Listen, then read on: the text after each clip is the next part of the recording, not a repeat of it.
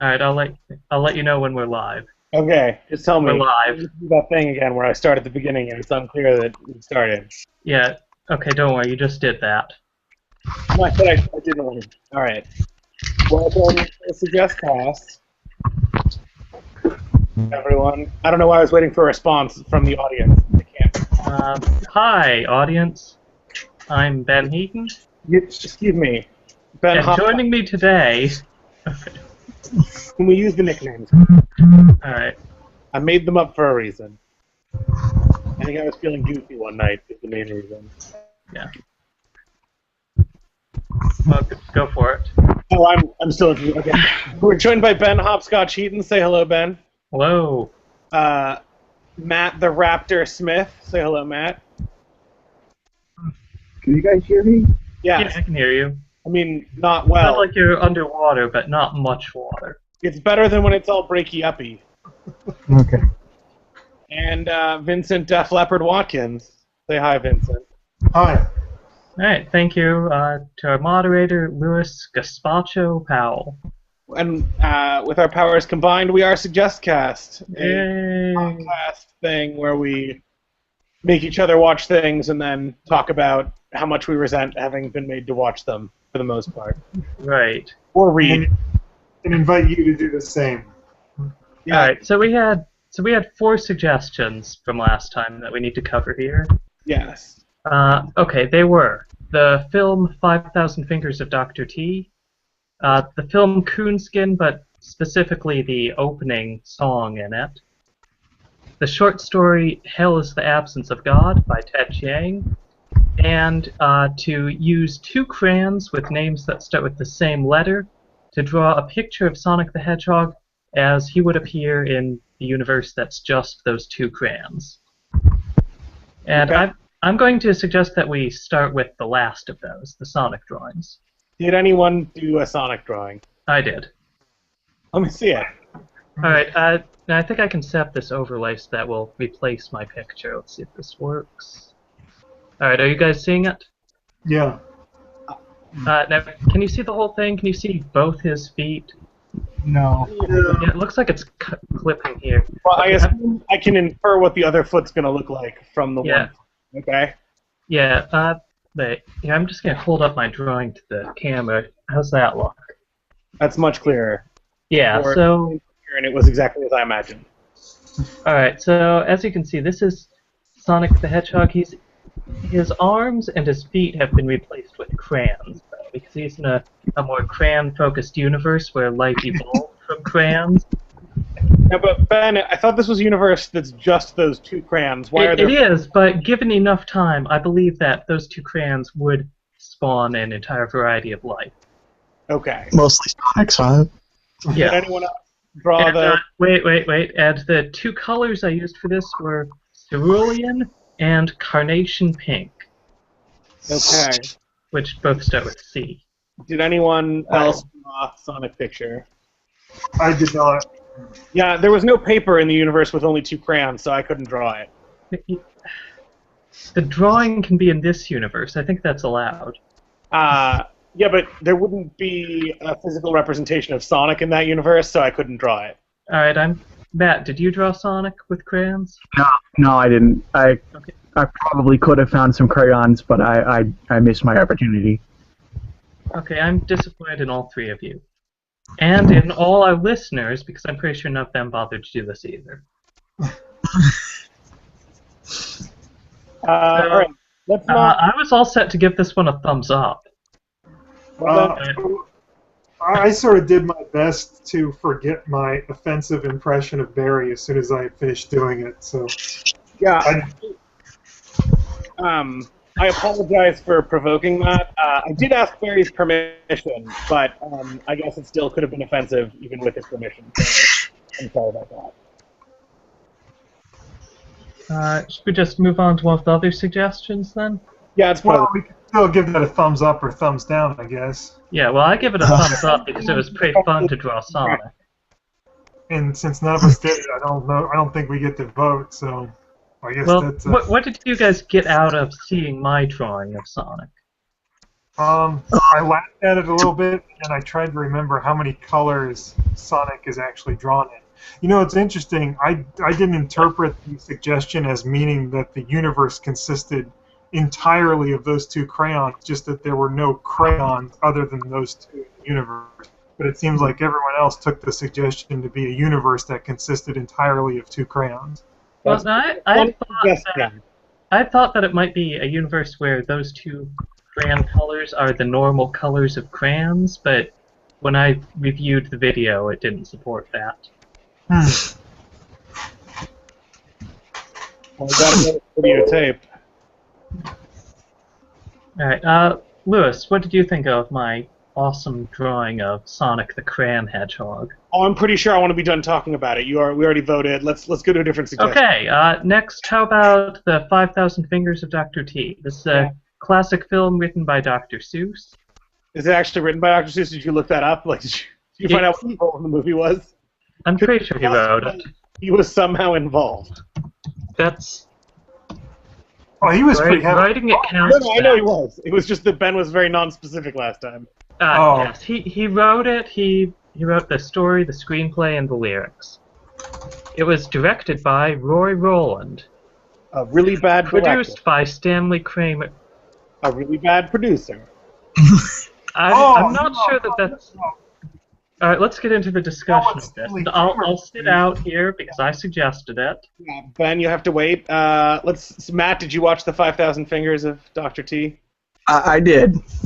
Let's hear some of your thoughts on it. I felt like a lot of the scenes were very empty.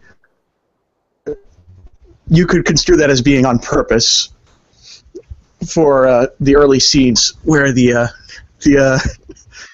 Williger Institute, not occupied by the hundreds of children that are supposed to be in it.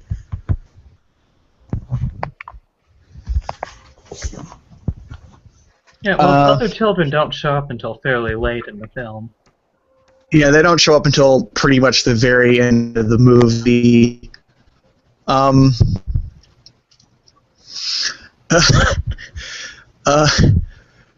thought the scene where the sink installer repairman guy is taken aback by the only woman in the movie.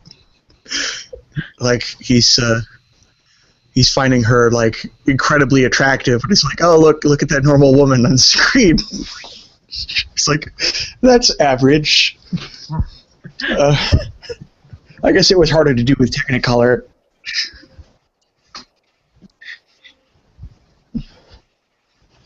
You realize that woman was Mary Healy, right?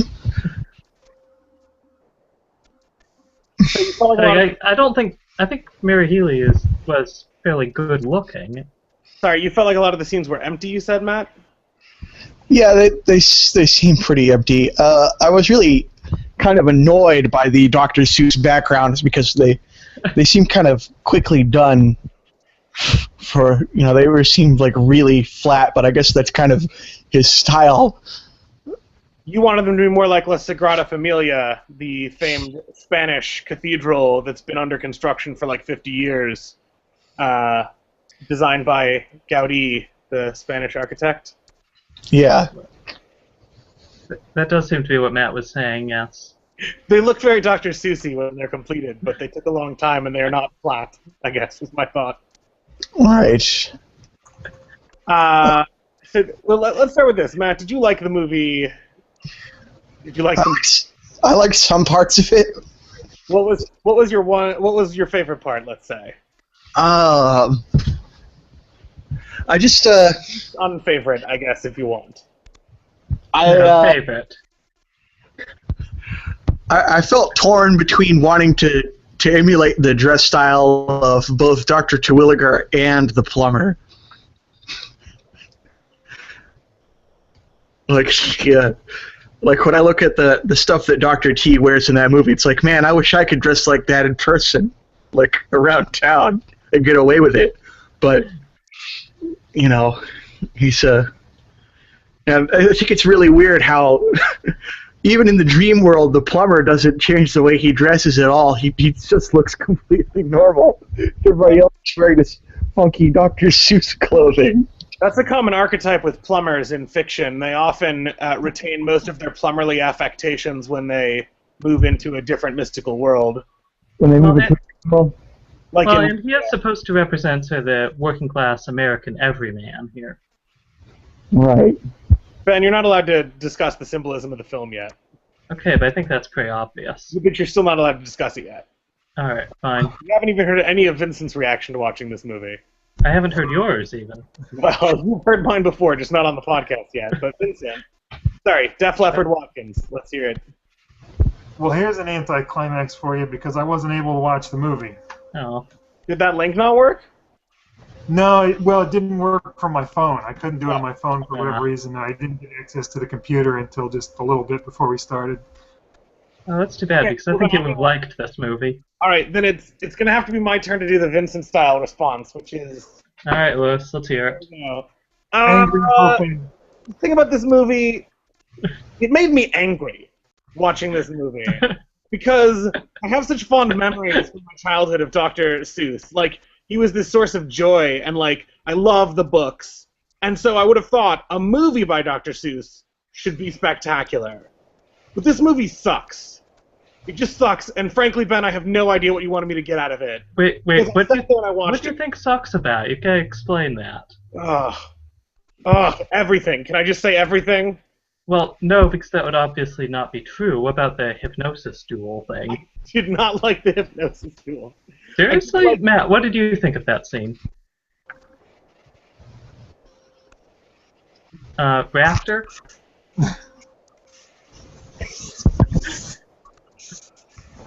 It seems like Matt has to emerge from a crypt every time you ask a question. Alright. Here are some things I want to say. I've seen a number of Dr. Seuss based works. And I'm talking about things that are true adaptations of Dr. Seuss stuff, not like the new Lorax movie, which is like has some elements, but is not really the same story as the Lorax. I'm talking about like the one where they just animated the book.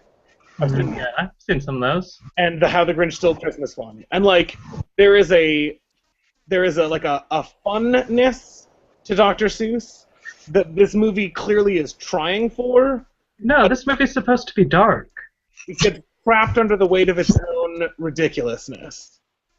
Like, I don't know why the idea of a guy who cuts down trees that have fur on them and then weaves the fur into like a do-it-all outfit is less problematic for me than a guy whose plan is to get a lot of children to play a piano in his evil piano basement.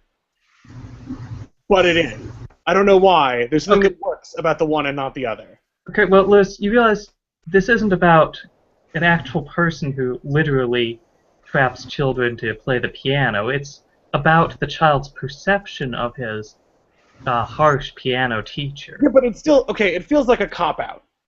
In a way that other children's movies that have this framing device are not a cop-out. Well, they have a different framing device that works better.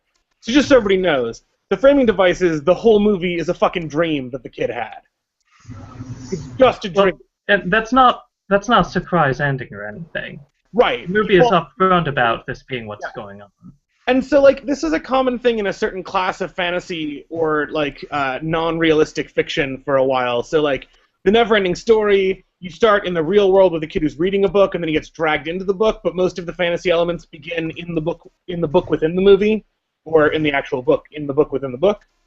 And The Princess Bride is being read to Fred Savage by Columbo, or Grandpa Columbo, or whatever his name was in the movie. I think probably just... He isn't actually named in the movie, but the credits do call him Grandpa Columbo. Excellent. And so, like, I'm used to the device where, like, for some reason they were like, people won't understand what a fantasy movie is. We better, like, embed the fantasy story within a regular story. Like, people can only follow a story that's about a kid who is hearing a fantasy story. I'm not sure why they like that. It was a thing. But, like, it's Dr. Seuss. He writes about, like, truffle trees and stuff. Why couldn't it have just been the whole movie treat the dream part as real. So that's one thing that frustrates me, is that it's just a stupid dream sequence. The whole movie is a stupid dream sequence. The dog is... Thank you, Matt. Matt, what did you think of the hypnosis tool? We asked a while ago, but you weren't. But you just barked. Hold on. I'm having dog problems. No, I wouldn't have guessed. He doesn't have dog problems. Lewis, No problems. My I dog do have an answer to that objection you raised. I'm not sure if I should save that until later. How are we doing this? You save it till later. It's the same way we always do it. You have to bite your tongue for a while. I know it's difficult because you want to defend this shitty movie. But right now, I get to just talk about how I liked it. It is not a family-friendly podcast. Don't even pretend. Well, speaking of not family-friendly things, did you at least like that elevator operator with that executioner's hood deal? I don't remember. I haven't watched the movie. It's really creepy. Yeah. Like, I didn't watch it this week. This is all just my memory of how much I hate this movie. Here's funny. You didn't watch it? I watched it the time that you made me sit down and watch it with you. In college. Okay, so you and Vincent should not be discussing your reactions to the movie here. I've seen the movie before, as recommended by you. That was years ago. You've forgotten most of it on your own admission. Yeah, because it's dumb. Don't you remember? What about that musical scene, the one where Bart goes into the section of the dungeons where they have all the non-piano players, and the non-piano players play this long, beautiful piece on a lot of whimsical Dr. Seuss-style instruments? Yeah, it just... When I saw this in a theater, everybody there just applauded after that. Yeah, but you can get a theater full of dumb people for anything. It was in a college town. Here's my point. How elitist of you, Ben. You feel that only college students are non-dumb. Well, I think there is a lot of depth to this film that... Here's my point. If somebody showed me this movie and I didn't know that Dr. Seuss had anything to do with it, my reaction would not be, oh my god, how whimsical and wonderful. My reaction would be, this person is doing a bad job of trying to ape Dr. Seuss's style. That's weird to me, because all the things in this that would suggest Dr. Seuss's style to you are all very surface elements. It's like the architecture of the compound it takes place in. Okay, another thing that bugged me about the movie was that, like, I liked that fake instrument scene where all the non-pianists are in the dungeon and they're performing their song, right? Right. But why didn't the kid try to recruit them as, army members to take on the guards? It didn't seem like it. Boys. Because they're trapped in a dungeon. Well, the kid got out. He could have got out. Also, I'm not sure exactly who they represent in the whole World War II allegory, but I don't really see how there would be a mapping where it would make sense for them to help him fight back. Well, why wouldn't they? They've been imprisoned for God knows how long. Apparently, they have kind of embraced their captivity. Well, that's not a very good message to send to children, I don't think. This film wasn't really about positive messages. So you're saying that the point of the film is to be a horrifying, terrible experience? No, I'm... You said the point of the film is that it's a World War II allegory, but he's not allowed to tell us that BS yet. He has to continue listening to us criticize the movie for a little while longer. Some other things you disliked or liked about the movie. What did you thought of the hypnosis duel? Yeah.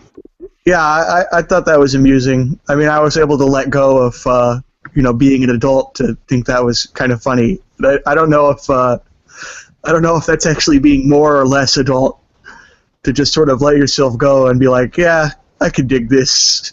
I think that's more adult. I think it's very adult to embrace the sense of pure whimsy and wonder that this movie engenders. Is Wikipedia accurate when it's soundtrack could have been a little... better. I mean, it was good. Mm-hmm. Is Wikipedia accurate when it says that Geisel wrote a 1,200-page script for this movie?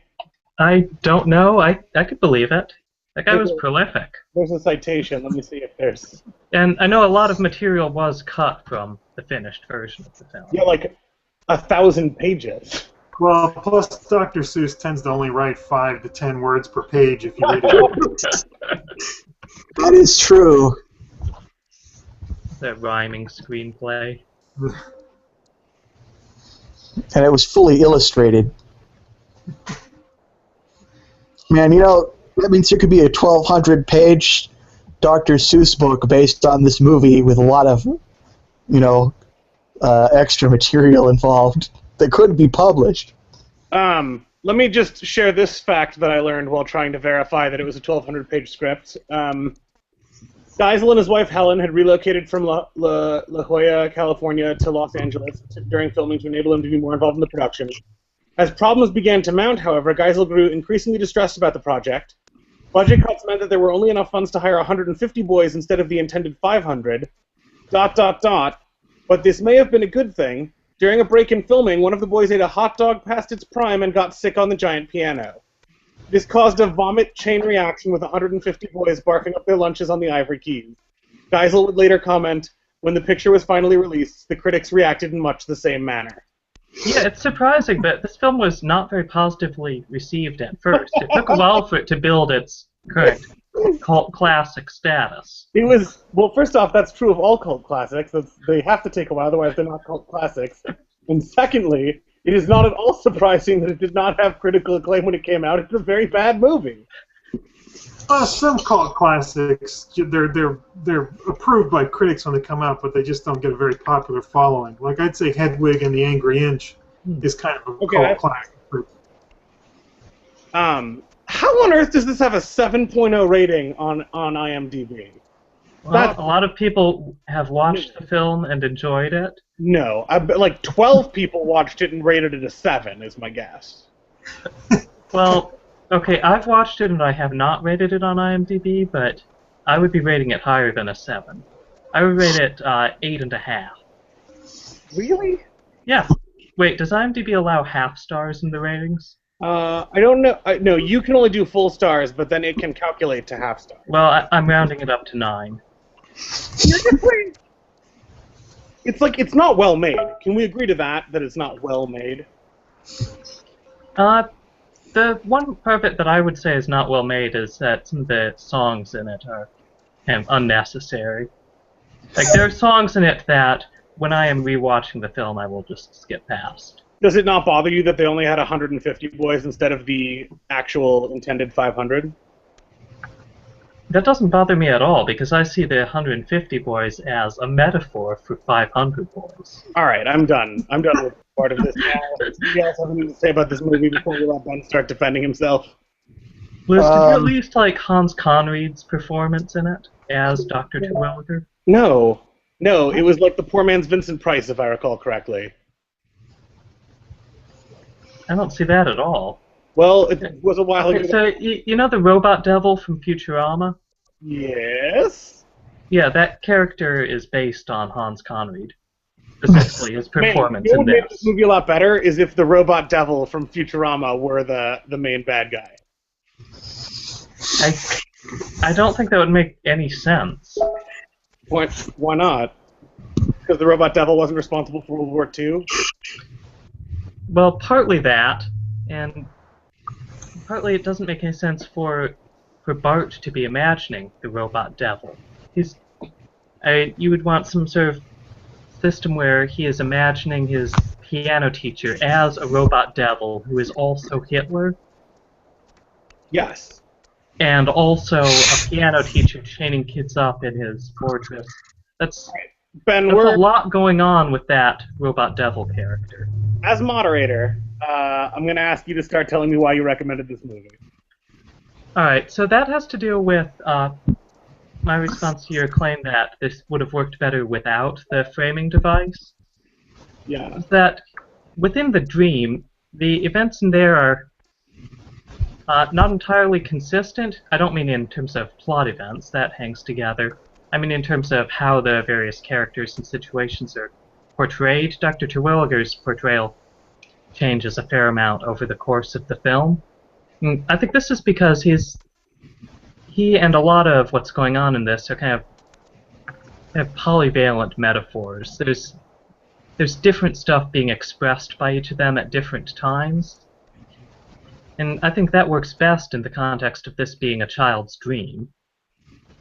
Like, what we're not watching this because we want to see what happens in this adventure where a kid is running around in this space. We're watching this because we want to see what this means in terms of what's going on in this kid's mind. Maybe you didn't care about that kid, but I did. Yeah, okay. Matt? There's that beanie with a hand on it. Is that what makes you care about a character, is the shape of his hat? It certainly helps. Watching that, it made me wonder whoever thought that the beanie was a good hat to invent. How else do you show a kid is precocious? It's like, how did that ever happen? Why would anybody ever wear a beanie willingly? I mean, that must be why it's being given to children, because they're forced to wear it. No, that's a dunce cap you're thinking of. No, I'm thinking of the beanie. Sorry, Ben, I still don't think I understand why you recommended it. I mean, you said polyvalent metaphor, but you didn't say why you recommended it. Mostly because I think it's a very good portrayal of a charismatic villain. I'd say probably the best such portrayal. Better than the Robot Devil? Yeah, I think so. The Robot Devil is a good character, but that's basically 5,000 Fingers fanfic. I think it's worth going to the roots of that archetype. Okay. Matt, does that shed any light for... By the way, about Matt Groening really liking this film, Sideshow Bob's last name is Terwilliger as a reference to this. Well, movie trivia there. I'm the IMDb trivia page for Matt Groening and need to start letting Matt respond to your reasons for recommending. And Vincent, if you could look a little bit more bored on the film. I was trying to be quiet so that at least my picture wouldn't pop up. Sure, that's a good plan. It's just, I don't know why, it freeze-framed on you looking like as bored as you could possibly be on my little tiny picture of you. And then when I click on it, I don't actually get a picture of you, so I don't know what's going on there. Anyway, Matt. Control of the pictures. Matt, yes. A discussion between you and Ben, because I haven't watched it in like 10 years, and well, maybe not 10, 7, whatever. And Ben is the recommender, and Vincent didn't see it at all. So you're up. You gotta carry that weight, as the Beatles say. I don't feel strongly about it one way or the other is the thing. Like, I watched it and there were a few things I didn't remember seeing, a decade ago. Like the dungeon scene was a total, like with the performance by the non-pianist. I totally forgot that was in the movie. I mean, it's a film that's hard for me to feel strongly about. It's just like when I watch it, I'm like, well, that happened, and then it's not so bad that it offends me. It's just like it's there. It's kind of it's not even so bad that it's boring. It's just like I don't know what it is. I can't hate it and I can't love it. Okay, I can hate it, and I'll tell you why, because what Ben did, it didn't have a name at the time that he did it, but I later learned the name for this. It's called Catwomaning. I was not Catwomaning you. No, you weren't, because you don't believe that it's bad. But Catwomaning takes its name from when my friend Dennis tricked our friend Rod into seeing the movie Catwoman by saying it was a good movie. And I guess Rod didn't realize that he was being pranked. And then Rod saw it, and he was very upset with Dennis. Now, sometimes when I recommend things to Dennis, like I recommended the movie All About Steve, which I really liked, but nobody else in the world did, as far as I can tell. He asked me if I was Catwomaning him when he saw the trailer, and I had to assure him that he might not like it, but it's not because I'm tricking him. So, yeah, you're right, Ben. This is not technically Catwomaning. But you knew I would Catwomaning at all. You knew I wouldn't like it. Well, I knew you didn't like it the first time you saw it. I was hoping that, watching it again, you would get more out of the experience. Well, that didn't happen, because I'm never watching that movie again. Okay. I think you're missing out. I think the 5,000 Fingers of Dr. T has a lot more to it than you're giving it credit for. What about the part where Dr. Terwilliger is portrayed as the devil, assigning dead people ironic punishments in hell? Like there's that drummer who always hit the drum an extra time at one part in Beethoven's Ninth, and so he's trapped him in this giant drum to have someone else hit the drum constantly for eternity. That's not very good irony. Like, that's not. He was hitting his drum too much, so he puts him inside a drum that somebody is hitting. This is like one of those times when there's not actually a pun there, but somebody's like, no, there's still a pun there. Like, it's not irony. It's like 10,000 drum beats when all you need is a knife.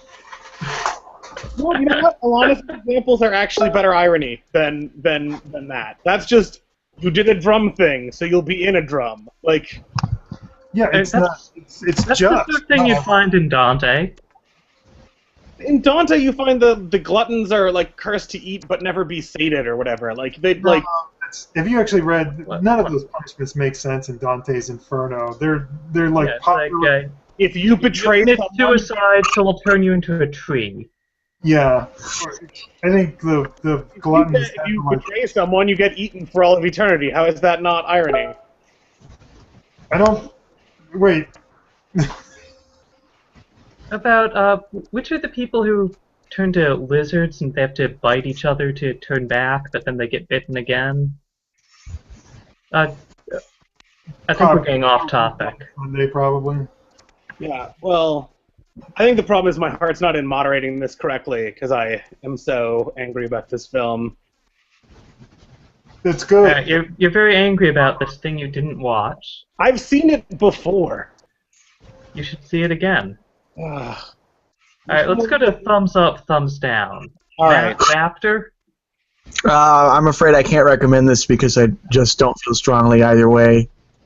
I mean, I'm not sure. I'm still not clear why Ben recommended it, other than he thinks it's great.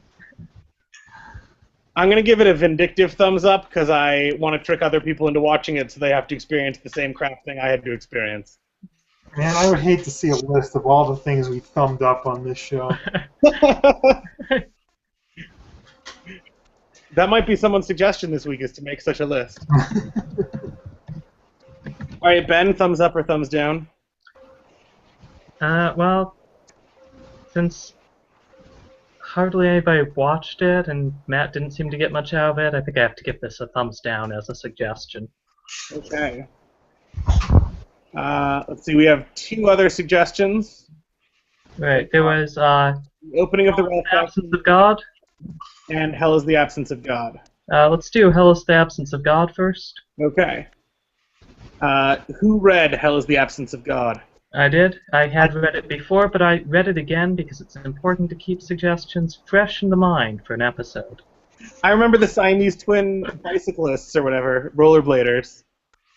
Ice skaters? I don't remember. They had Siamese... Roller skates. They're Siamese twins joined at the beard. Great. The worst. What? Right. No, well, Hell is the Absence of God. we're done with that. Let's move on. Let's not talk about that. Matt, did you read Hell is the Absence of God? Yes, I did. Vincent, did you? I did. All right. I did not reread it, but I have read it somewhat recently. So I will be taking a backseat in this part of the conversation so that you guys can, without me stomping all over it. Does that mean that Ben's moderator again? I can't keep track of who's actually supposed to be moderator. Yes, and Vincent, let's start with your reactions. I was pleasantly surprised by this story because I liked it, and I was set to hate it just because it's a thing, and I hate everything. But I really enjoyed it. I thought it was written.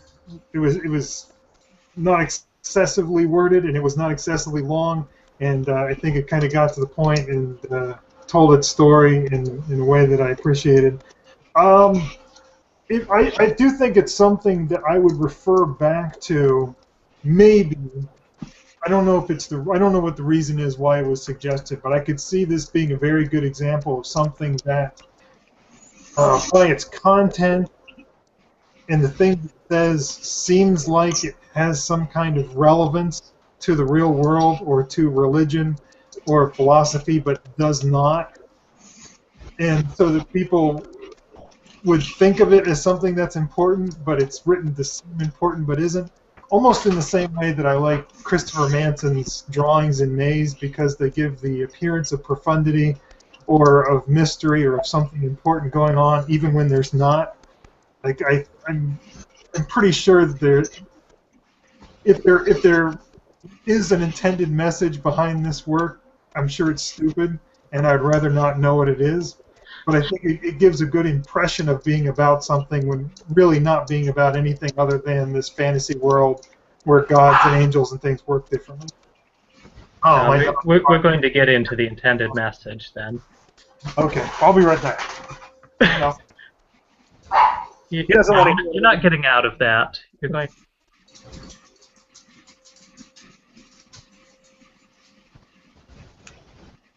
All right, so I'd read this a while ago. In fact, it was, I don't remember if I had originally recommended this to you outside of SuggestCast, or if you did to me, but either way, I did. Well, either way, we have discussed this one with each other before. Yeah.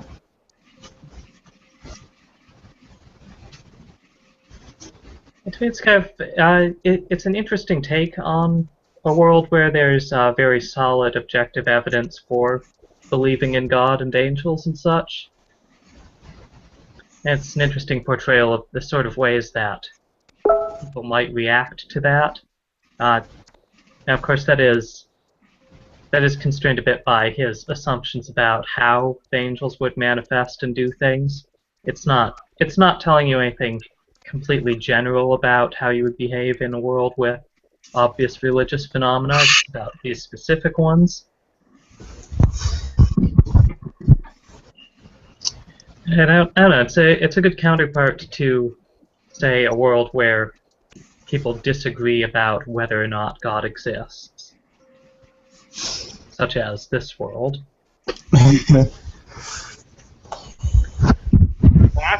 And did you call for me, or did you just do what? yeah, I was asking if you wanted to share your initial. It sounded to me like an exasperated what? Anyway, I like this story a lot. I like it so much I started suggesting it to other people outside of Synod. all right, that's a very good sign. I thought when I was trying to sell this story to people and I explained to them the premise of the angels and their visitations and stuff, that somebody had told me that it was just the plot to Neon Genesis Evangelion. And I've never seen that show, so I don't know if that's accurate. Wait, Matt, there's an anime you haven't watched? Like a really one? I'm sorry, I know that sounds ridiculous, but like, I honestly, like, you have recommended so many different anime things just in chats that, like, I assumed that, like, every major anime I'd ever heard of, you'd at least seen parts of. Yeah, no, this Evangelion is good, and it has emotions in it. Yeah. Is that, sorry, Matt wouldn't watch it because it's good and has emotions? Yeah, either one of those is a deal breaker. Fair enough. Sorry, so Matt, keep going. So you liked it enough to recommend it to people, and they thought it was like Evangelion, but you don't. But what did you... I don't know, I've never seen it. Sure, but what did you want to... what made you feel strongly enough to, like, start recommending it to people? I just thought the premise was really interesting, and this sort of I don't know if it's intended, but I sort of got the implication that the hell that exists in the story is just very similar to the world that we currently live in, where there's no interaction from God whatsoever. So.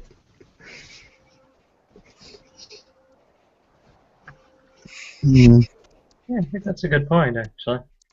Like when when the people in the story are looking down into hell, they're looking at us, that we're in hell. And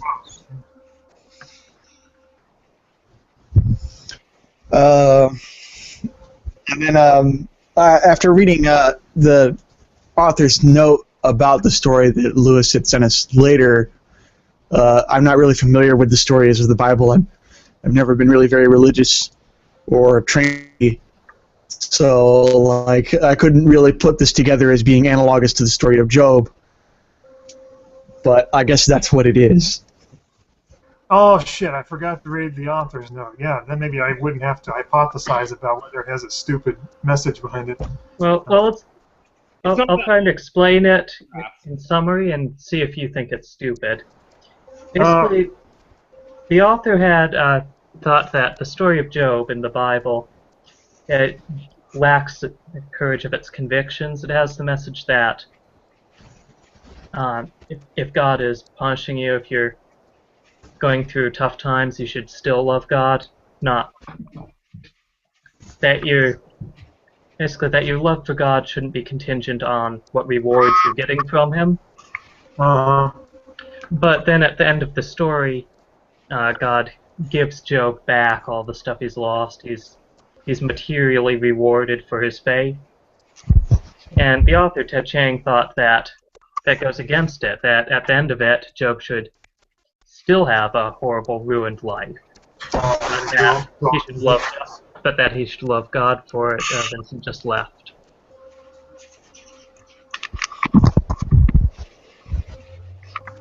It's too bad.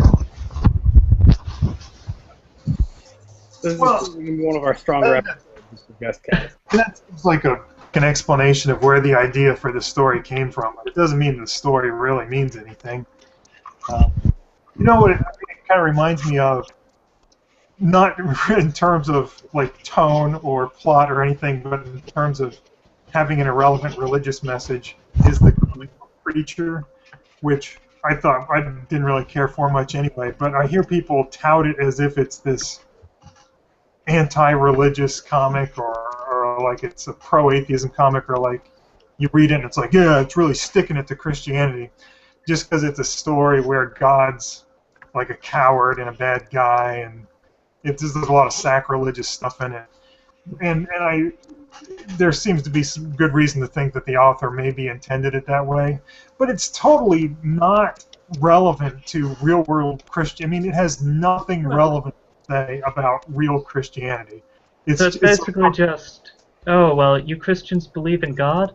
Well, I'm going to write a story where God's terrible. What do you think of that? Right. It's like, okay, you invented a different world that's clearly not the one, it's not filled with Christian mythology, but you made something like Christian mythology where everything's bad. Yeah, that's not much of a comment on anything. It kind of reminded me of that. Like, I could see people taking this as being a meaningful comment on something, but it's really not. And I kind of wonder whether people read this and they take it as an anti-religious statement or a pro-religious statement. I guess I could see people doing it either way. But I do see it's kind of, like if I were a religious person, I could see referring to this work for ideas that I think are important to your religion, which maybe, I guess, contradicts everything I've been saying up to this point. But I could see referring to it exactly for those reasons of saying, like your love of God is incomprehensible. Like, it's not dependent on any benefit or reward you're going to get down the road. There absolutely is not any coherent sense of justice in the universe, and we don't expect there to be, and that has nothing to do with our love of God. and our love of God would not be impaired in any way if things randomly occurred to us that destroyed us or the people we love or made our lives as bad as they could conceivably be. Because I think that's kind of, unless you're just really obtuse or dishonest about it, I think that's almost the attitude that you have to reasonably have about God to be religious. Like, there are still lots and lots of people who hold on to the idea that good things happen to you if you believe the right things and da-da-da-da-da, and bad things happen. But it's totally unjustifiable, you know. There's no way that you could reasonably look at conditions in the world and say that bad things are happening to people who make poor moral decisions and then the good things come. I mean, you can say it about the afterlife. You can make that claim. But certainly not that there's any sense of justice on Earth. And I think that's something that you could point to this story and say, yes, that's the kind of ideal that I have. The faith and the love of God that you would have to have in that story to go to heaven is the kind of faith and love that I have. So I could see it being useful for that purpose. I don't think anyone in this chat would ever use it for that purpose. But I could see, I can't think of anything else that does a better job of portraying that attitude, you know? Well, what about the attitude that those unfair things about life are, in fact, reasons to love God? Like, in this story, this guy loves God with all his heart because he's seen heaven's light and so on, and then God sends him to hell anyway, and I think the story says he continues to love God not in spite of that, but because of it. Yeah, well, for him, everything is a reason to love God. Right, so it's not because there's no reason why that would make you love God. He's just saying everything about existence makes him love God. So there's some rhetorical power to that, you know, when you state he loves God even because he got sent to hell and he's never going to get to see his wife again. But it really, within the context of the story, it's just saying that every single aspect of existence, once you've seen the light of heaven or God or whatever, is a reason to love God, and so it's something that's incomprehensible on any rational level. So I don't think that really makes any kind of a difference. It just kind of... Well, one way it makes a difference for me is that I've in the past used this as an example of a fiction taking an odd approach to morality, in that it portrays this terrible thing happening, gets sent to hell, never see his wife again, and it was good that that happened. God was like the idea that God did a good thing by doing that. Well, does it? I don't know if it's really saying God did a good thing. It's kind of saying it doesn't really matter what happens. Anything that would have happened he would have loved God the same way. There's no rhyme or reason to it. Anything that happened, just the fact of existence, is the reason to love God somehow. But again, it's in an incomprehensible way. Right. So whatever. Well, it'd be hard for it to provide a comprehensible way for the act of sending this guy to hell for no reason being good. Right. I mean, that's the piece I think that you would have to make if you were serious about religion, although I don't think people really do look at it that way, but that's probably because they're not reasonable about it. But you'd have to really deal with the fact, like, yeah, people get sent to hell forever, and they suffer eternally. And they don't really have to. They could just, like, not exist, or they could be made better, or they could be given another shot or whatever, but instead they're tortured forever. And that's a good thing, and you have to like it. You should love God because he tortures people forever, you know. I'm not every religion holds something like that. I mean, there are religions out there that are fairly irrelevant in terms of what they state happens to dead people or whatever. I'm just using the Christian mythology as an example because I guess that's mostly what the story's about. Although, really, I guess it doesn't really specify Christianity, does it? In fact, it just talks about God and angels. It doesn't say anything about Jesus, does it? No, I don't think so. And there aren't any crosses referenced that I remember. the it's, angels it's kind of are a clearly, though the naming scheme I think is very evocative of Old Testament. So at least somewhere in the Judeo-Christian spectrum, I think is being alluded to, even if it's not explicitly said by the text. yeah. Right, their names end in EL. Yeah. But it's at least supposed to be evocative of traditional Christian. Sure, I mean, that's why I thought of it that way without even stopping to think that, oh, I guess, wait, it's not even actually Christian in nature. So I guess I kind of talked myself into saying that I don't think it makes like an important statement or anything, but I think it is a useful reference point. Like if I were a religious person to say, yeah, that's the kind of faith that you need to have. That's the kind of love of God that you need to have for this stuff to make sense.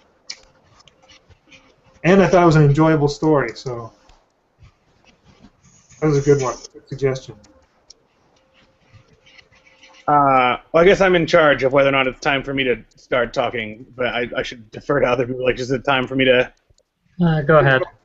All right. Well, so a couple of things. Number one, my first exposure to the story, I'm pretty sure, Ben, you recommended it to me, and I think it's because I was learning about this problem in philosophy of religion called the problem of hell, which is something that Vincent sort of summarized nicely when he was talking. Namely, like, it seems like if there was this all-loving, all-powerful, all-knowing God, it's hard to reconcile that with the existence of, like, the kind of hell where people get tortured for eternity and have to be aware of the torture and people actually go there. And so there's all these different ways of avoiding the problem, or, like, resolving it by denying one of the traditional theses about hell. You either say, like, nobody ever goes there, or you say people only go there for a limited amount of time, so it's like jail instead of, like, permanent, or you say that people get their candles snuffed, so they're not really conscious, so hell is like ceasing to be rather than like a place of existing and torment. And then the last option, which I think is the most interesting, even though I don't believe in any of the stuff that would lead me to have this problem, is to deny that it's punishment. To say God's not doing this to be punishing. Instead, God's doing it to be merciful. And I think I was talking to you about this, Ben, and one of the ways of cashing that out is that C.S. Lewis had this view that all the sins that would be bad enough for you to go to hell fundamentally stem from pride. You have to think that you're so important that you're above the law, like God's law. And so if you have that level of pride that would merit hell, being reminded of how important and wonderful God is would be painful to you. And so God's doing you a favor by casting you out of his presence. You don't get the beatific vision because that's the nicest thing God can do for you. C.S. Lewis is such a bullshit artist, man. Yeah. So this C.S. Lewis view is a view on which hell is just the absence of God, being put beyond God's awareness or presence and awareness of God. And so that's, I think, Ben, what I was talking to you about when you recommended this story, which is called Hell is the Absence of God. But I think part of why I recommended it, there's sort of two strands to why I recommended it. One came out in something Vincent was saying about how he wasn't sure whether, like, he could see how religious people would like this story and non-religious people would like this story, because, like, there's ways of taking it based on your attitude towards faith in the first place that's going to determine whether or not you think it's problematic or how it's problematic. And I think, in a certain sense, I want to say that I wanted to recommend it for that reason. Like, I know a lot of people who are religious in various ways and like this story a great deal. I know a lot of people who are atheists, who are strongly anti-religious or at least a-religious, and they like it as well. And so it's interesting for there to be a story that's like literally just about whether or not God is just and to be loved. That I'm not sure it's literally about that. well, okay, but Okay. that has that as the focal point, where God is a character who does something that some people are going to see as clearly horrible and other people are going to see as not problematic, and for people from both sides to be able to sort of like rest at home with the text because of the elements that are left out. So that's one thing about it, is that like there's different ways to read it, I think, not because it's like underwritten and ambiguous, but just because I think people's really strong convictions about how religion does or should work play into how they're going to read the story, and they're either going to read it as sort of positive or condemnative of things based on those background attitudes that they have, which I guess happens to some extent with everything, but I feel like it's particularly strong when you have like a thing that's so explicitly got religion involved for it to not be polarizing in that way. And tied into that, the sort of second thread is, on some level, I feel like this is this is a unique case of a science fiction premise that doesn't actually take us in any interesting sense away from the real world. And this, nobody else seems to have responded to it this way, as far as I can tell. But like, I admit that there's like, in a certain sense, major differences, because they're the people, you know that there's a heaven, you know that there's a hell, you know that there's a God, and so that seems like it should be a major difference. But like, because the events that involve God and heaven and hell seem just as inexplicable and hard to rationalize or understand in that world as they do in the actual world, those things that you would think would be like, oh, that would just resolve all sorts of things about how to feel about religion or whatever, don't. Like, because it preserves, like, things that God does in this are harmful and people get hurt by them because the visitations of the angels are destructive. And sometimes people get benefits without asking for them, and sometimes people get harms without asking for them. And I think for me, I'm like, yeah, that's, I mean, that is in a certain sense the same world that we live in. If you believe that God exists, is a world where you see shitty things happening to people, not necessarily because they deserve it, and good things happening to people not necessarily because they deserve it, and sometimes good things happen to good people, and sometimes bad things happen to bad people, but like, it doesn't seem like there's a system behind it that's designed for us to understand it. And that is one of the most important elements, I think, for a lot of people, how they feel about religion, is this, like, if there is a God, and all the stuff that we actually see happening happens, that's difficult to reconcile, and it's not aided much for me to just put myself in the position of, like, oh, and then I know that there's a God. I don't know if I've expressed that well, but I feel like part of it for me is that, like, it's a fairly... It winds up being just a metaphor for the actual circumstance that we're in. Namely, the shit that happens doesn't make a lot of sense. And blaming God or praising God for it doesn't seem to help a lot of people in their actual present-day life. And people who believe in God or have a certain sort of faith in God are not bothered by this in the way that other people are bothered by it. And that seems like it sort of gets at a big divide there. So I don't know, maybe that's my halfway articulated thoughts on what I feel about it. No, that's a thought I had too. That it's kind of something said to religious people is often, you know, why doesn't God just make himself known? You know, why all the mystery? Why not just say, hey, I'm God, I'm here, and etc. And the story does kind of take the angle that, well, even if God did that, that doesn't really solve your problems. Like, your problem with accepting or not accepting religion and the things you have to feel and do to go to heaven, the problem is not knowing or not knowing whether God exists.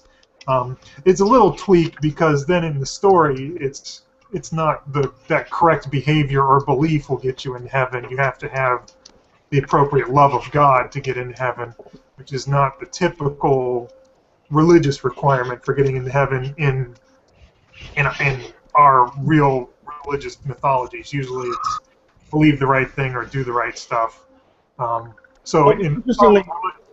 Interestingly, sometimes when you push people on what's involved in believing the right things, people who put all of the emphasis on the belief side and not on the action side, like, yeah.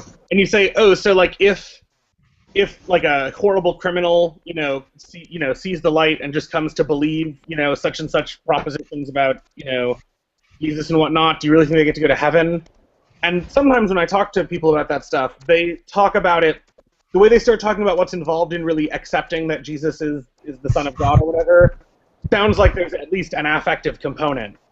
Like, you have to genuinely have the right sort of, not just some sort of like... It isn't just saying the right words. And not just saying the right words, and not just believing that there is Jesus, but like having faith in Jesus in a way that sounds more like something on the emotion side of the spectrum than something on the reason side of the spectrum.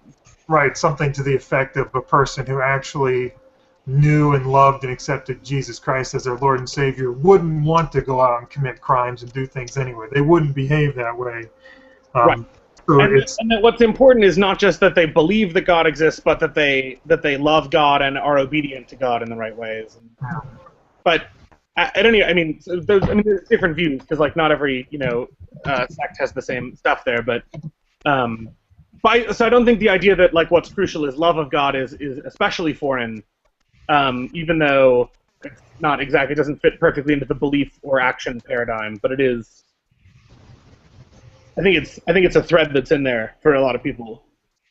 Yeah, in any case, it's an interesting theme that I think you identified that is probably intended to be there, and I guess what most people would see, or a lot of people would see or touch on, is that the idea is, yeah, even if you know what the deal is completely, you know how all the metaphysics work, you know what exists and what doesn't, it doesn't solve the problem of whether you're going to be able to go to heaven or not.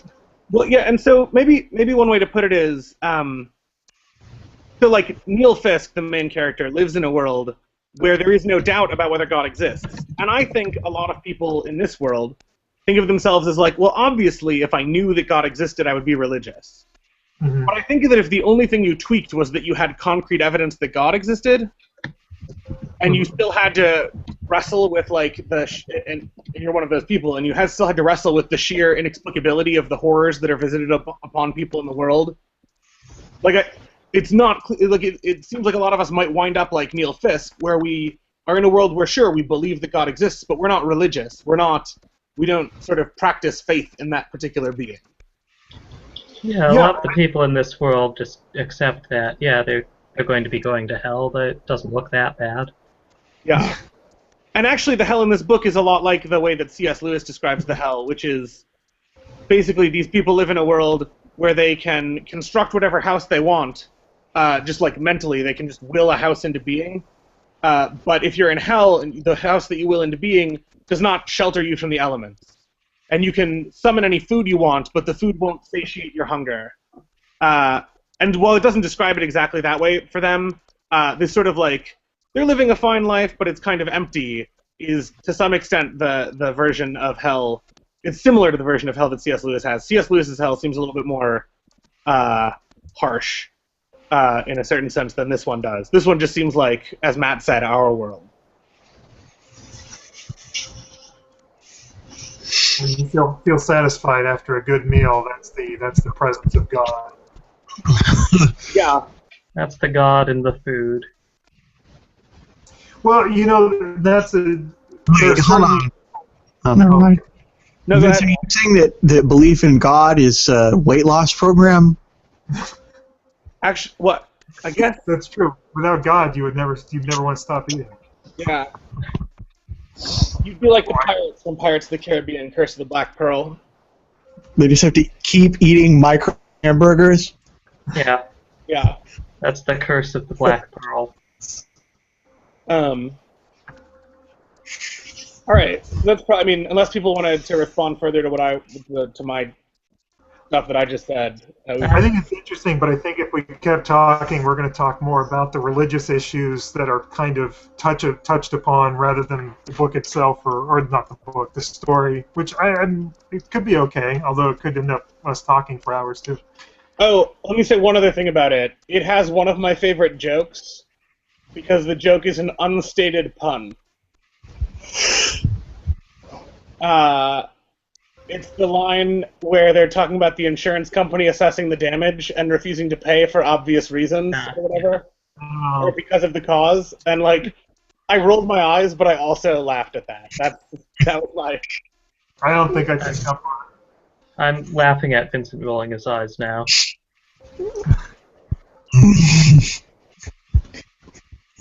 I don't remember picking up on it anyway, but yeah, that's damage was here. I'll just read the line. Total property damage of this angelic visitation was estimated at $8.1 million, all of it excluded by private insurance companies due to the cause. Which is just like it's a funny joke on the fact that insurance companies in the actual world have a cause of God, an act of God clause that basically doesn't require them to pay out if it's like super wacky, I guess. I don't know the exact circumstances of that, but I thought the joke was funny. Anyway, sorry, we should go to the up or down. Yeah, It's a good. Hopscotch, you go first. I'll give it a thumbs up. All right. Matt, the Hitman Hart. Sorry, Matt. What? Dr. Smith. Like he I'd turned rather, into wrestler Bret Hart. I'd rather be the Hitman. Yeah, I'll give it a thumbs up. Wait, sorry, you're rejecting the nickname the Raptor? If he's rejecting that, can I have the Raptor? No, you're Hopscotch. You gave me gazpacho, so let's, That's a good food. Well, it's thumbs up. Thumbs up. All right, Vincent muted himself. But he can I just signal didn't. and My chair squeaks when I move around, so Oh. I try to mute it when I'm shifting. no, and no, listening. that's okay. The chair noises make this feel more real to our listeners. Thumbs up or thumbs down, Vincent? That's an easy thumbs up. All right, I give it a thumbs up as well. So that Yeah, is no surprises here. All right, now, so one suggestion left: the opening song from Coonskin. Lewis, your thoughts?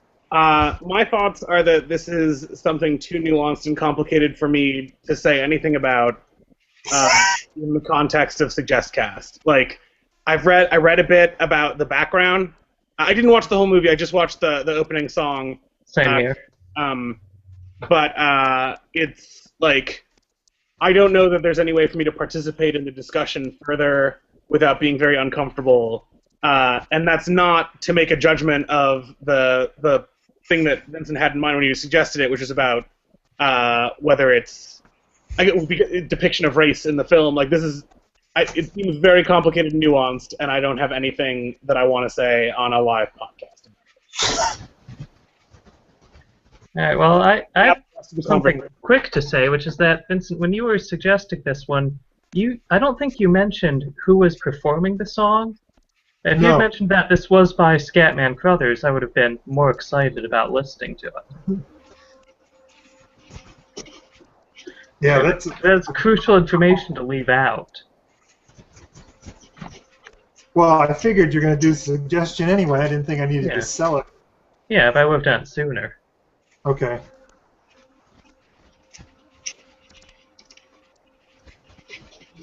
Well, I'm keeping quiet. Somebody needs to say something. Yeah, Matt, what did you think of this? Sorry, I forgot that this was a suggestion. I thought we just had two. You mean 3? Yeah. This is our 4th one. Oh, yeah. The crayon drawing of Sonic. Right. We could fire it up and Sonic. Vroom. load it up on YouTube right now. We could put it right into the SuggestCast. That would be a copyright violation. Yo, what's Ralph Bakshi going to sue us? Look, Vincent, we cannot include copyrighted works, even short excerpts, for review purposes. Really? Yeah, I know. I don't know of any possible justification for that. Because we want people to hear it. Yeah. That's fair use. That makes it public domain. All right, so I guess it's just you. It's just you and me, Ben. Yeah. I gotta say, as I was thinking about what to say about this, I realized it is going to be difficult to talk about it. Number one, no one on here is going to be comfortable saying the name of the song or Right. any of the lyrics, which makes it kind of difficult to explain. Yeah, I would be uncomfortable doing that, but I don't feel that that's a mark against the song. No, I don't think it's anything bad about it. I think I think Lewis is absolutely correct, though, that this is A maybe difficult topic. yeah, it's a hard thing to actually discuss on SuggestCast. I think it is. I think it's a great song, actually, and I like the opening bit before that too, where they're talking to the The audience. joke about suicide. Yeah. Yeah.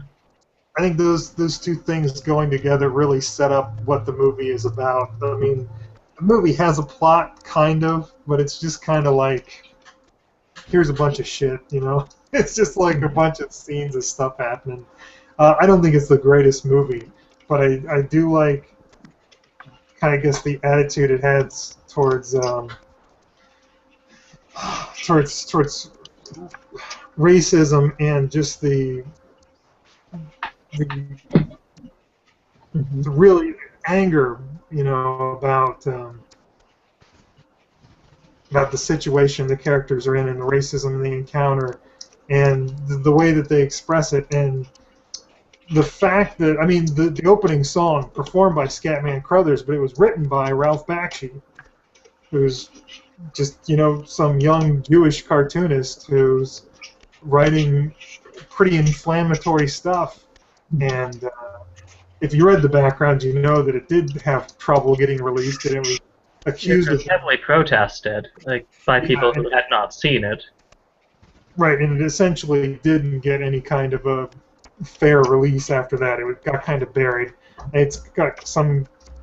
I don't even know if saying it's a cult classic would be giving it more credit than it really deserves. Probably, I don't think there are that many people who have seen it, and you'll hear it mentioned every once in a while. Like Quentin Tarantino likes the movie. I think Ralph Bakshi likes to bring that up anytime he talks about it. To say, hey, Quentin Tarantino said he likes the movie. It was a big influence on him. The Wu-Tang Clan likes it. That's fair. If Quentin Tarantino and the Wu-Tang Clan had said they liked SuggestCast, we would never shut up about it. That's true. It would be Quentin Tarantino Presents. Yeah, in fact, Quentin, if you're listening, contact us. We can set up some sponsorship deal. I call him Quentin because we're so close. But, so yeah. Oh, sorry, go ahead. So I haven't seen the rest of Coonskin. I've just seen that opening part, but based on what I have seen, it did not strike me as a racist film. I mean, for all I know, it could turn very racist later on, so if it does, don't quote me on saying that's fine. But No. the opening section, it uses it makes use of racist slurs and such, but I don't believe it does so to send a racist message. It can't be the opposite. Well, and I wonder what the reaction to the movie would have been if it hadn't been like written and directed and made by Ralph Bakshi, you know? I don't know. But You think they were protesting it because they had already seen Fritz the Cat and didn't like it? No, because he's a white guy or a Jewish guy. Jewish guy who's white or whatever. Because he's not a black guy. And I think that's really is an important part, or at least I don't think you see things like this coming from white people very often. I can't think of anything else where I think it's really good thing from Ralph Bakshi to be. I mean, he'd take the attitude of kind of like, I'm not racist, and I fucking hate racism, and here's the movie I'm making about it, and he knows people are going to take it the wrong way, and people are going to get upset. Although it's almost, you almost have to deliberately, I think, watch the movie and you get offended. Like you have to watch it with the intent that a white person shouldn't be allowed to write something like this. They shouldn't be allowed to do it. So I take offense to it automatically. I don't want to make the suggestion about that though. Like I suggested it because it's by a white person, but it's. No, that certainly is an aspect of it that. Right, I think that's how it comes across. Yeah, I think that really changed what the reaction to it was. But I think I think it does change how you feel about it somewhat. I don't know, maybe not. I can't. I think it was an impressive thing for Ralph Bakshi to do. Maybe kind of like there was an episode of Louie this season, which maybe I should suggest that this episode, yeah, say that people should watch. I think we've all seen that one. Oh, did everyone actually come around to watching it? Yeah. Okay. What was it called? And so did the fat lady? Yeah. Okay. Like, I thought that was a great episode. I loved that episode. I thought it was brilliant. And then I read reviews where people said that they didn't like it specifically because it was written by Louis C.K. I remember one review I read where they said they really liked it and they thought it was good and courageous, and then they found out that Louis C.K. wrote it, and they thought that was really problematic, and they didn't like the episode. And they were, I mean, I'm not, that's not like a strong... I can see where they're coming from, Kyle. Oh, I find that That's so not funny. a reaction I had to it, but I can understand why somebody would think that.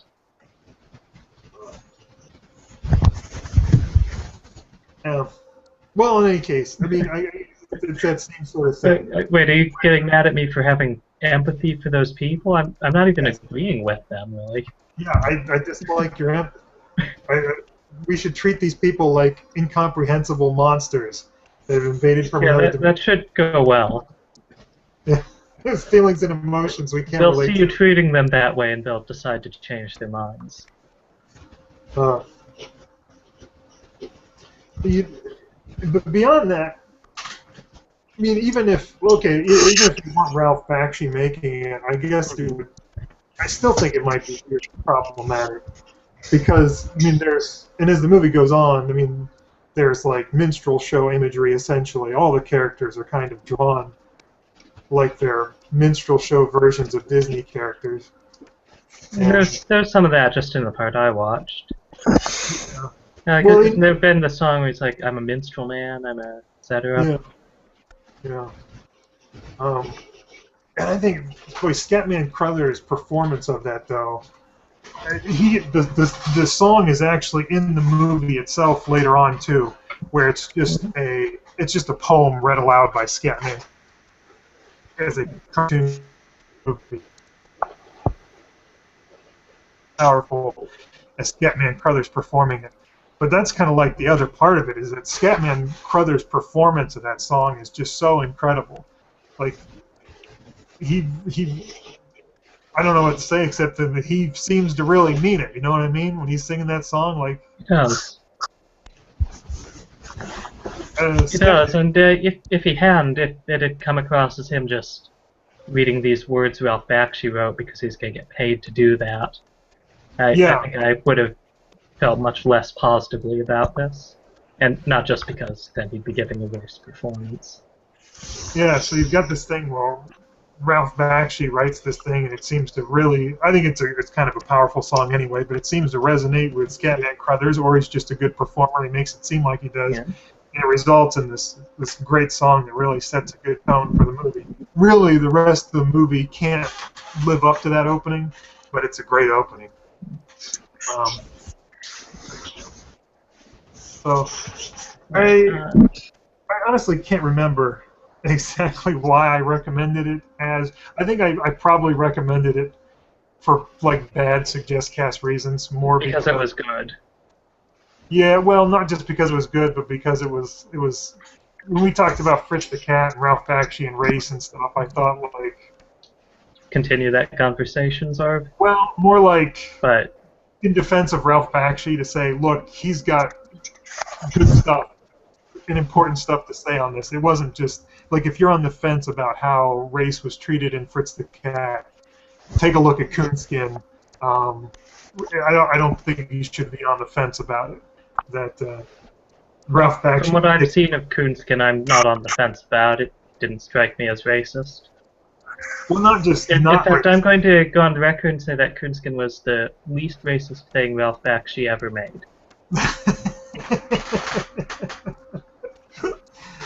Oh, that could be true. You know, Ralph Bakshi... It could. I don't have enough familiarity with his work to actually say that seriously. He did make a movie with Dr. Seuss. That was terrible. Which is the thing that kind of gives me pause about Dr. T. But I'm still going to watch Dr. T. I'm going to find time. I want to watch that. I'll look forward to hearing your reaction later. So I think we can give a thumbs down here now, or... Oh, sorry, you had something else to say.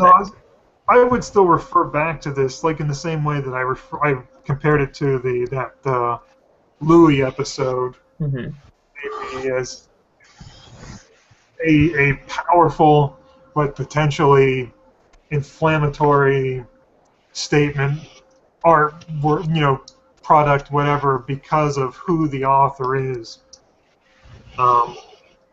Maybe where I think it's completely ridiculous to take any offense to it because of the authorship, but it's the authorship largely that makes it controversial.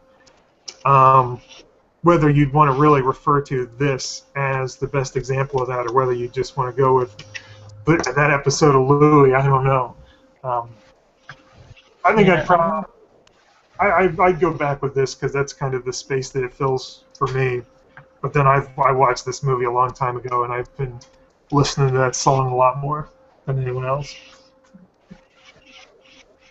That's the kind of song I really like listening to, but you have to be careful about where you play it. Yeah. That's a great song, man. You listen to Yeah, kind of like Springtime for Hitler, where if you start singing that to yourself and the wrong people over here, you could give an odd impression. Matt was talking the other day about, is there music that you listen to that makes you feel powerful or something? And I don't know that this song exactly does it because I'm not really part of the group that it's meant to apply to or talking about or have any experience with it, but it comes close to that, or at least I feel like if the song were about me and my situation, like I think it's a really inspirational and angry song and kind of a call to arms, you know? Yeah. So I think, well, first of all, I liked this song. Scatman Crothers is great. He does a great job of singing this. But I'm going to give it a thumbs down because I don't think I'll be referring back to this. I think maybe if I had watched all of Coonskin, I'd have more context, and it would be maybe more of a thing that I would want to bring up as a reference.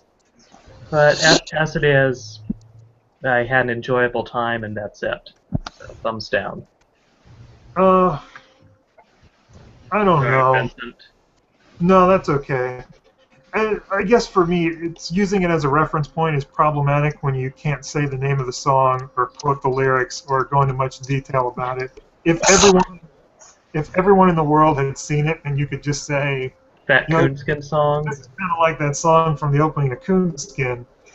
It might be more valuable, but I think I find it more meaningful and important than you do. But for unrelated reasons, I think I would give it a thumbs down because even we couldn't even talk about it really during this episode because of how problematic the language is.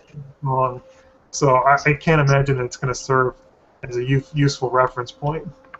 So I'll go along with a thumbs down on that one. All right. Matt?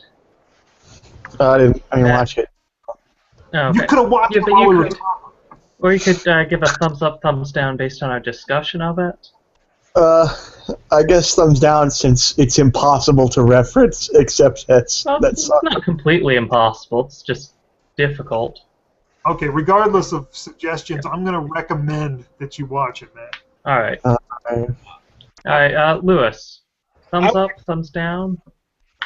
As an important piece of culture to be aware of, I would give it a thumbs up.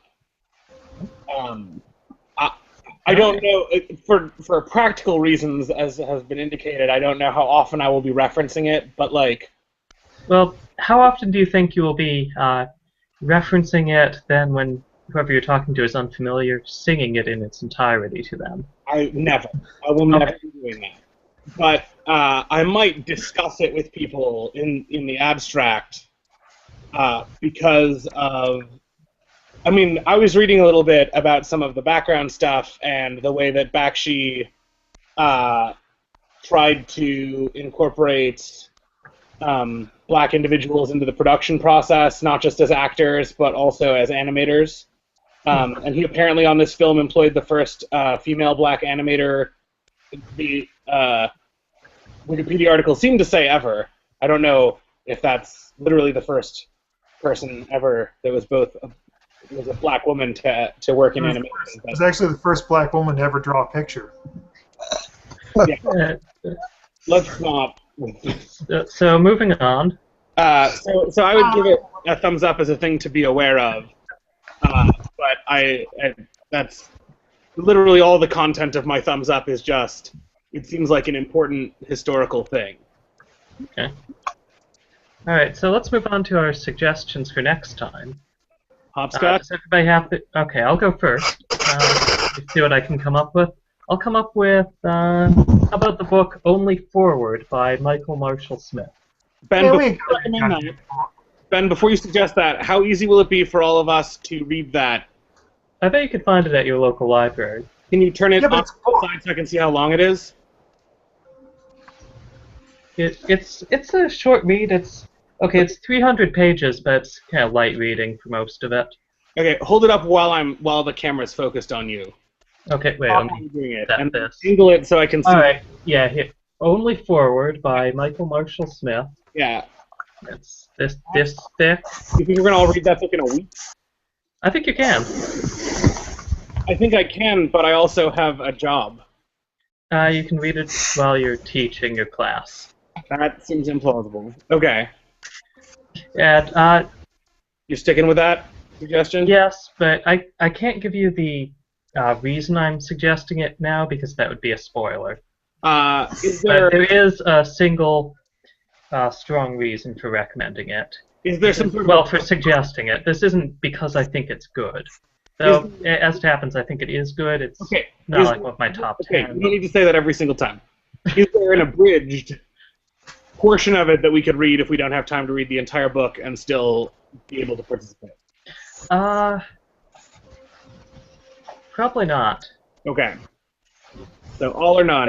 I don't know. Well, when I read only through it mentioned this week, I'll let you know if there are chapters that could be skipped without loss. Okay, I only mention this because you seemed somewhat disappointed that not everybody watched the movie that you recommended. Well, no, I'm disappointed that not everybody did a simple crayon drawing of Sonic the Hedgehog. Okay. Raptor, do you have a recommendation this week? No. Alright, that'll give Lewis more time to read a book. Vincent? Def Leppard Walk? I don't know how easy this is going to be to do. I'm going to try to leave it somewhat open, but We like challenges here. well, it's just a matter of finding stuff. I don't know if it's going to be available online somewhere or not. But there's a guy named Jim Woodring who does a series of comics based on a character called Frank. They're usually just referred to as the Frank comics. There are a lot of different ones. There are a lot of different books out there.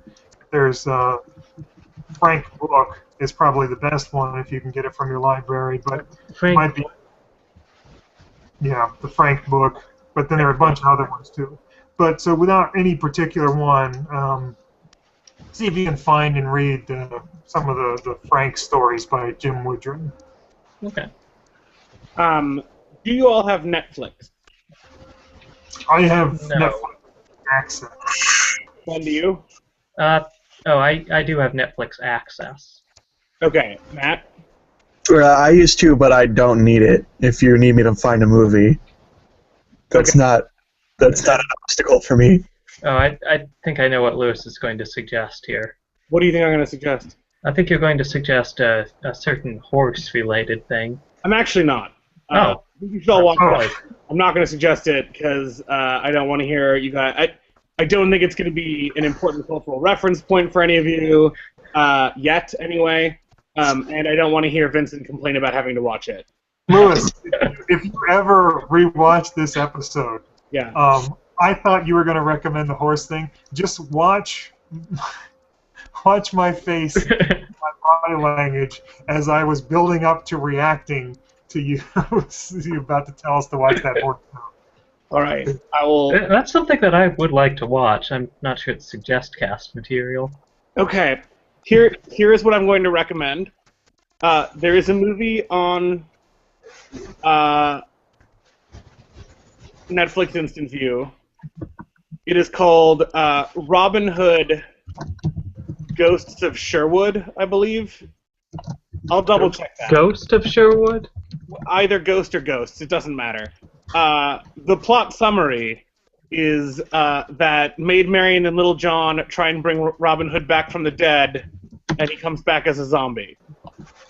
Okay, Lewis, is this actually something you think is important for us to watch? Yes. Alright, then I will.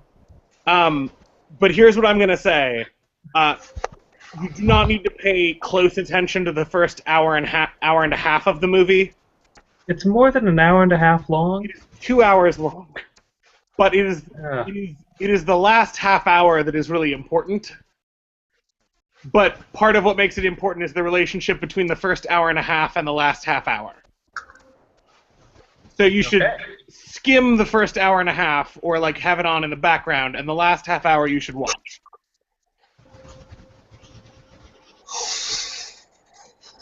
All right. All right. It is a bad movie. Let me be clear. I'm not recommending it because it's a good movie. It is a bad movie. All right, so the suggestions for next time are Robin Hood, Ghost of Sherwood, Only Forward, and the Frank comics of Jim Woodring. Have a good time, audience. Everybody go watch Coonskin.